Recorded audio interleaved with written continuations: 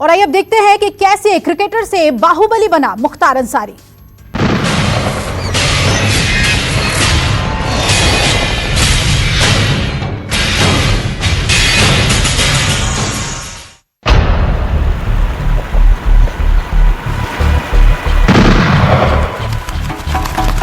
वो क्रिकेट खेलता था,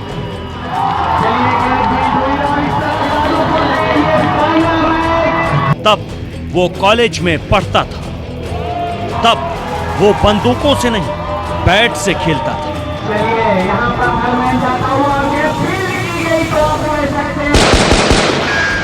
ऑलराउंडर से पूरब का अंडरवर्ल्ड बनाने तक सच्ची कहानी।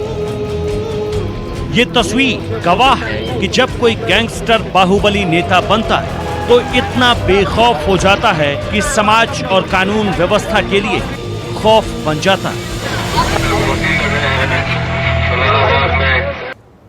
बात तब की है जब उस शख्स का नाम गैंगस्टर के हिट लिस्ट से दूर क्रिकेटर्स की लिस्ट में हुआ करता था।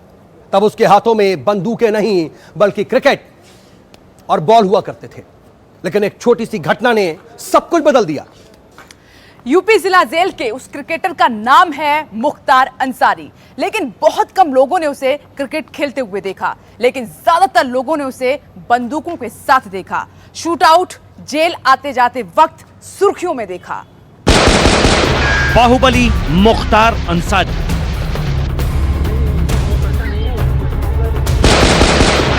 गैंगस्टर मुख्तार अंसारी,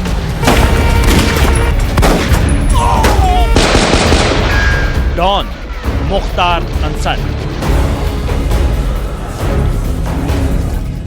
बाहुबली मुख्तार के गुनाहों की दुनिया के कई अनसुने और अनकहे राज जानने से पहले उससे जुड़ी एक शख्स के बारे में जानना बहुत जरूरी है।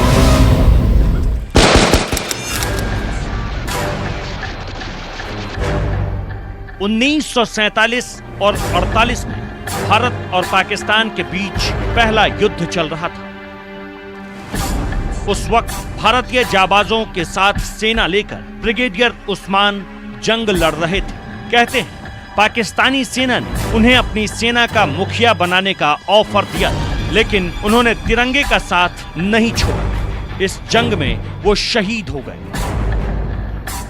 तब गाजीपुर का मुख्तार अंसारी सिर्फ 17 साल का था।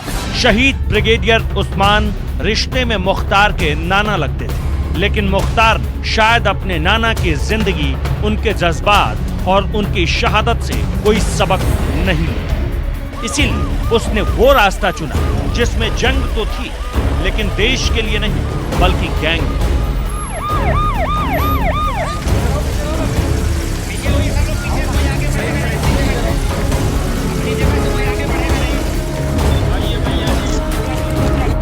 उन्नीस 1970 का दशक था। अगले 5 साल में पूर्वांचल में कई सरकारी योजनाएं आने वाली थी। करोड़ों रुपए के रेलवे के ठेके और सड़क निर्माण के कार्य होने वाले थे, और इसी के लिए समाज में वर्चस्व की लड़ाई शुरू हो गई। वर्चस्व के लिए एक गैंग की जरूरत थी और गैंग के लिए गैंगस्टर की, और इसी में एक गैंगस्टर का नाम है मुख्तार अंसारी। नहीं, उसमें बहुत पैसा नहीं है, उसमें दूसरा मामला है, लेकिन अभी तक पूरा। जैसा कि इन पुरानी तस्वीरों में नजर आ रहा है, गाजीपुर के इस बाहुबली विधायक का जेल से बहुत गहरा रिश्ता है। यूपी समेत देश की कई जेलों में जगह बदल बदल कर गैंगस्टर मुख्तार को रखा जाता है। जेल में नया हॉस्पिटल बना है और उस हॉस्पिटल का उद्घाटन होना है, तो उसके लिए हमारे माननीय मंत्री जी, जेल मंत्री जो हैं वर्मा जी आएंगे। उसी के लिए मैं आया था और उनको हम लोग लाने की कोशिश में हैं कि वो आएँ जेल पर, और जेल में जो जो समस्याएं हैं बंदियों की, उन समस्याओं को, जैसे कि बैरिक टूट गई है, जो मेन वाल है वो टूटी हुई है। शुरुआत हुई 1980 के दौर, तब उसने जेल कभी देखी भी नहीं। तब उसे सिर्फ कॉलेज में साथ पढ़ने वाले छात्र जानते थे, गाजीपुर के मोहम्मदाबाद में रहने वाले पड़ोसी जानते थे। सब जानते थे कि मुख्तार बाहुबली नहीं बल्कि फास्ट बॉलर। मोहम्मदाबाद के लोग बताते हैं कि कॉलेज में उसे 6 फुटिया कहते थे। वो ऑलराउंडर था। बाकी 2 भाई अफजाल और जिब्बतुल्लाह बैट्समैन थे। तीनों गाजीपुर में क्रिकेट खेलते थे, लेकिन क्रिकेट के इसी दौर में जिंदगी ने एक ऐसी बॉल फेंकी जिसके बाद मुख्तार अंसारी ने बैट और बॉल को छोड़कर बंदूकें उठाई।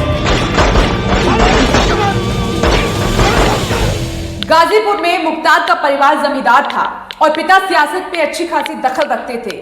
यूसुफपुर मोहम्मदाबाद में वो नगर पंचायत के चेयरमैन भी चुने गए, लेकिन एक ठेके को लेकर विवाद हो गया और वो भिड़ गए सच्चिदानंद राय से। और सभी जानते हैं कि गाजीपुर में राय कितनी बड़ी संख्या में है, वो चाहे जिसे बना दें और वो चाहे जिसे बिगाड़ दें। सच्चिदानंद राय अपनी बिरादरी के दम पर मुख्तार के पिता से भिड़ गए। मोहम्मदाबाद बाजार पहुंचकर उसके घर के पास उसने जमकर गाली गलौज की। उसके बाद लगा कि शायद सब कुछ शांत हो गया, क्योंकि काफी दिनों तक कुछ हुआ नहीं। लेकिन इसके बाद मुख्तार अंसारी ने इस पूरे मामले में एक अलग तरह से चुपचाप एंट्री ली। मुख्तार को लगा कि भाई अफजाल अंसारी मोहम्मदाबाद सीट से कम्युनिस्ट पार्टी के विधायक हैं, पिता नगर पंचायत के चेयरमैन, लंबा चौड़ा परिवार है, तो डर किस बात का। यही सोचकर मुख्तार ने सच्चिदानंद राय को उसी के हरिहर गांव में गोली मार दी।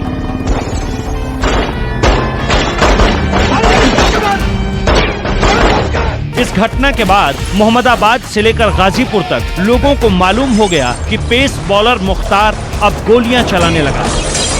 अपने इलाके के दबंग सच्चिदानंद राय की हत्या में 2 लोगों ने मुख्तार की मदद की थी, साधु सिंह और मखनू सिंह। ये दोनों दबंग मुड़ियार के रहने वाले थे और मुख्तार की कद काठी देखकर दोनों बदमाशों ने उस पर हाथ रख दिया। अपराध की दुनिया में किसी पर हाथ रखने का मतलब होता है उसे गुनाहों के समंदर में गहराई तक जाने के लिए खुला छोड़ देना और डूबते वक्त हमेशा सहारा देना।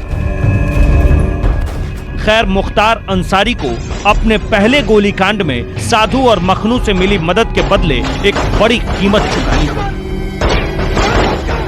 साधु और मखनू मुख्तार अंसारी के आपराधिक गुरु थे। दोनों ने मुख्तार अंसारी से एक अजीबो गरीब गुरु दक्षिणा मांगी। मुख्तार अंसारी राजी हो गया और उस गुरु दक्षिणा की वजह से पूर्वांचल की क्राइम हिस्ट्री, गैंगस्टर, समाज और सियासत सब बदल गया। गाड़ी का नंबर 786 और साधारण कद, बड़ी बड़ी मूछें और आंखों पर चश्मा। मुख्तार अंसारी को लोग दूर से ही पहचान लेते थे, लेकिन अब वो ऐसा काम करने जा रहा था जिसके बाद अपराध की दुनिया में भी वो दूर से और दूर तक पहचाना जाने लगा। मुख्तार ने अपने गुरु साधु और मखनू के कहने पर रणजीत सिंह की हत्या की सुपारी ले ली। रणजीत सिंह मुख्तार के आपराधिक गुरुओं का दुश्मन था। उसकी हत्या के लिए मुख्तार ने जो तरीका अपनाया वो शार्प शूटर्स को भी हैरान कर देता है। क्रिकेट में सटीक निशाने के दम पर बॉल से विकेट उखाड़ने वाले मुख्तार ने बंदूक से भी ठीक ऐसा ही निशाना लगाया। स्थानीय लोग बताते हैं मुख्तार अंसारी ने रणजीत सिंह के घर के ठीक सामने रहने वाले रामू मल्लाह से दोस्ती की। जातिगत समीकरण और मछली के ठेकों को लेकर रणजीत और रामू मल्लाह के बीच दुश्मनी चलती थी, इसलिए मुख्तार ने रामू मल्लाह के घर में इस हत्याकांड की साजिश रची। उसने रामू मल्लाह के जरिए रणजीत के घर के बाहरी हिस्से में एक सुराख करवाया। यह ऐसा सुराख था जहां से रणजीत के घर का आंगन दिखता था। इसके बाद मुख्तार ने इसी सुराख की सीध में रामू मल्लाह के घर में एक सुराख कर दिया। अब वो रामू के घर में बने सुराख से सीधे रणजीत के आंगन में देख सकता था। रणजीत अपने आंगन में टहल रहा था। सटीक निशानेबाज मुख्तार ने निशाना लगाया, एक गोली चली और रणजीत ढेर। भाई, अरे क्या हो गया भाई?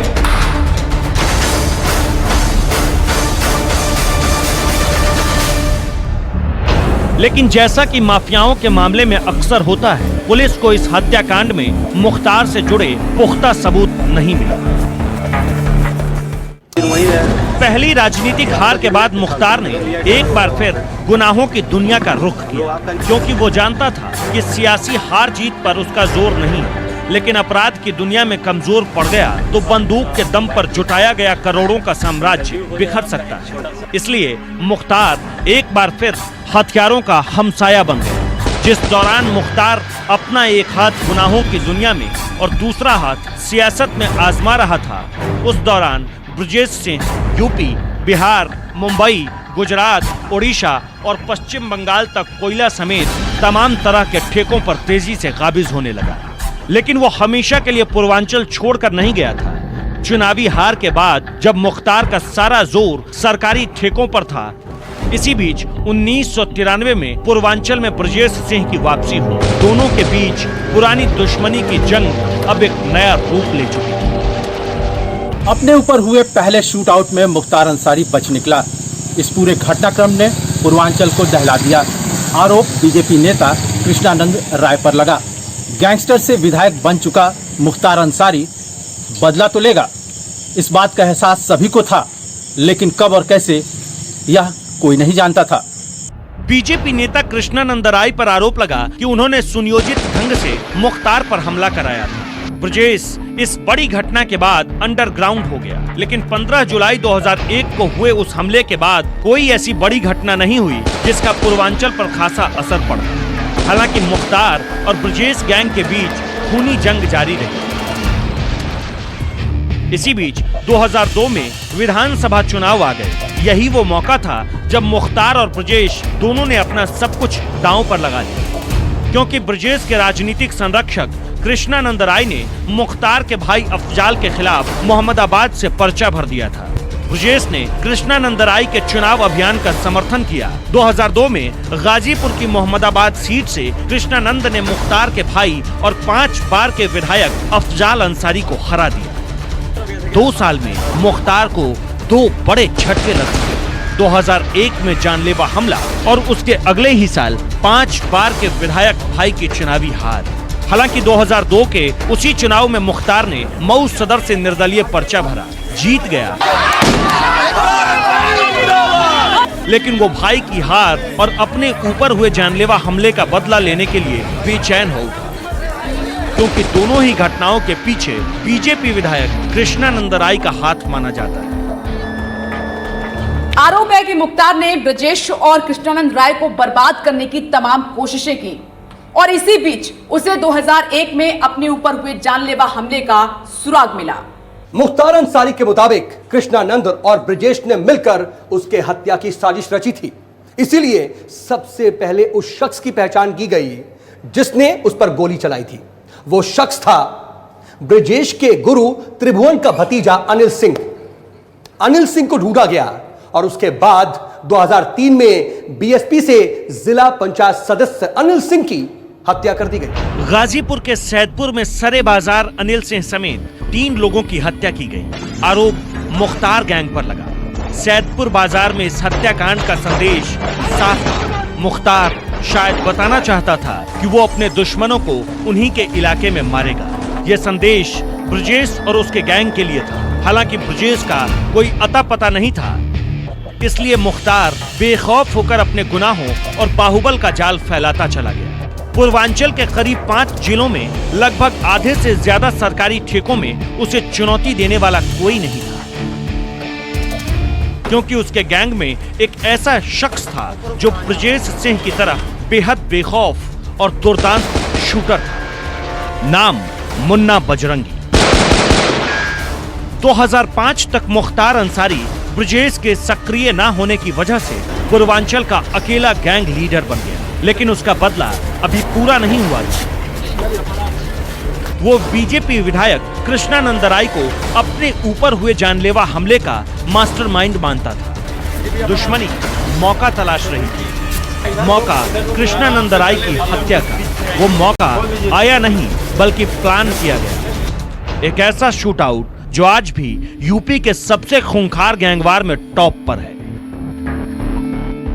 पुलिस के मुताबिक मोहम्मदाबाद से बीजेपी विधायक कृष्णानंद राय की हत्या की साजिश लगभग तय हो चुकी थी, लेकिन उससे पहले मुख्तार की राजनीतिक रणभूमि मऊ में हिंसा फैल गई। एक स्थानीय युवक की हत्या के बाद पूरे शहर में आगजनी और गुस्सा नजर आने लगा।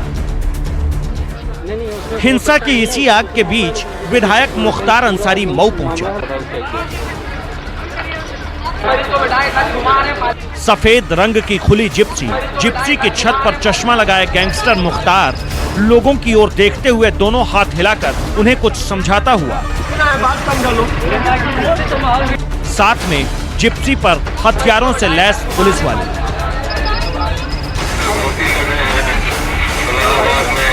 ऐसी तस्वीरें अफगानिस्तान के उन कबीलों की याद दिलाती है जहां इलाके का दबंग और खूंखार सरदार हथियारों के साथ गाड़ी की छत पर बैठकर सफर करता है। बहरहाल मऊ सदर का विधायक और गैंगस्टर मुख्तार हिंसा के दौर में बेखौफ होकर अपनी खुली जिप्सी की छत पर घूमता रहा। रास्ते में गश्त लगाती पुलिस की गाड़ियां भी मिली, लेकिन बाहुबली के रास्ते में आने से वो भी बच गई। मुख्तार शायद ये सोच रहा था कि जिस तरह वो अपनी जिप्सी के ऊपर बैठा है, उसी तरह वो कानून से भी ऊपर है। लेकिन कानून ने उसे अपनी ताकत दिखा दी। इसके बाद मुख्तार कभी इस तरह खुलेआम नहीं घूम सका।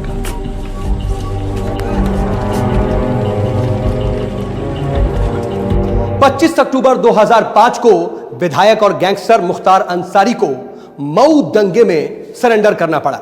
उस पर हिंसा भड़काने का आरोप था। अदालत ने भी जिप्सी पर खुलेआम घूमने वाले मुख्तार अंसारी को सीधे जेल भेज दिया। लेकिन कहते हैं कि मुख्तार अंसारी ने खुद सरेंडर किया था क्योंकि उसे जेल से बैठकर अपने सबसे बड़े बदले को अंजाम देना था।